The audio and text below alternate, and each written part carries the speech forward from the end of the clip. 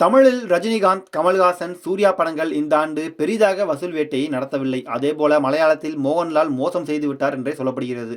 பாலிவுட் ஹீரோக்கள் பற்றி சொல்லவே தேவையில்லை. கன்னடத்திலும் பெரிய ஹிட் இல்லை.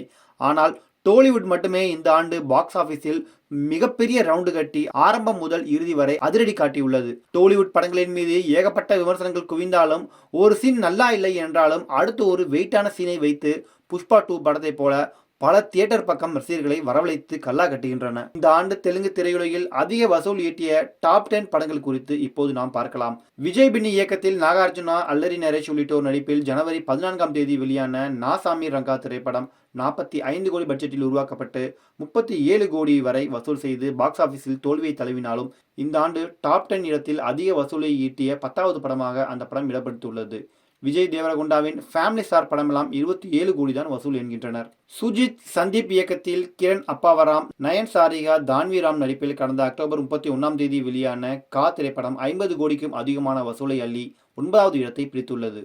விவேக் ஆத்ரேயா இயக்கத்தில் நானி, எஸ்.ஜே. சூர்யா, பிரியங்கா மோகன் உள்ளிட்ட பலர் நடிப்பில் இந்த ஆண்டு ஆகஸ்ட் 29ஆம் தேதி வெளியான சரிபோத்தா சனிவாரம் திரைப்படம் 90 கோடி பட்ஜெட்டில் உருவாக்கப்பட்டு 100.39 கோடி வசூலை உலகளவில் ஈட்டி 8வது இடத்தை பிடித்துள்ளது. தெலுங்கில் இந்த ஆண்டு வெளியான தரமான படங்களில் இந்த படத்துக்கும் டாப் இடம் உண்டு. விங்கி அட்லூரி இயக்கத்தில் துல்கர் சல்மான், மீனாட்சி சௌத்ரி நடிப்பில் அக்டோபர் 31ஆம் தேதி தீபாவளி ரிலீஸாக வெளியான லக்கி பாஸ்கர் திரைப்படம் நல்லா இருக்கு என ரசிகர்கள் சொன்னாலும், டோலிவுட் ரசிகர்கள் பெரிதாக கவரவில்லை. 115 கோடி வசூலை அந்த படம் அள்ளி டாப் 10 பட்டியலில் 7வது இடத்தை பிடித்துள்ளது.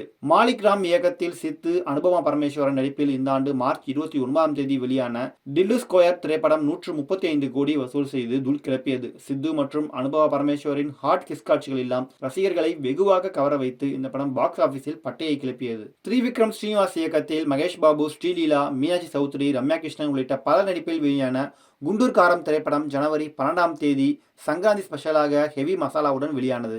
ஆனால் அந்த படம் ரசிகர்களை கவரவில்லை.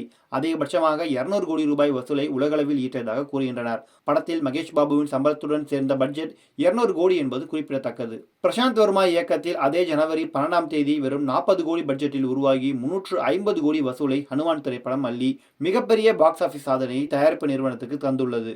இப்போது புஷ்பா 2 இந்தியில் ஓடுவது போல இந்த ஆண்டு ஜனவரி மாதமும் ராம பக்தர்கள் தியேட்டரில் குவிந்து படத்தை பெருமளவில் ஓட வைத்தனர். கொரட்டலா சிவா இயக்கத்தில் ஜூனியர் என்டிஆர், சைஃப் அலி கான், ஜான்வி கபூர் நடிப்பில் செப்டம்பர் 27ஆம் தேதி வெளியான தேவரா திரைப்படம் விமர்சன ரீதியாக அடி வாங்கினாலும், ஜூனியர் என்டிஆரின் ஸ்டார்டம் காரணமாக 300 கோடி பட்ஜெட்டில் உருவான இந்த படம் 403.83 கோடி வசூலை உலகளவில் ஈட்டியதாக தகவல்கள் வெளியாகியுள்ளன. நாக் அஸ்வின் இயக்கத்தில் பிரபாஸ், அமிதாப் பச்சன், கமல்ஹாசன், தீபிகா படுகோன், திஷா பதானி, ராஜமௌலி, விஜய் தேவரகுண்டா, துல்கர் சல்மான், பிர்னால் தாக்கூர், பசுபதி என நட்சத்திர பட்டாளமே நடித்த கல்கி 2898 ஏடி திரைப்படம் இந்த ஆண்டின் முதல் 1000 கோடி கிளப் படமாக மாறியது.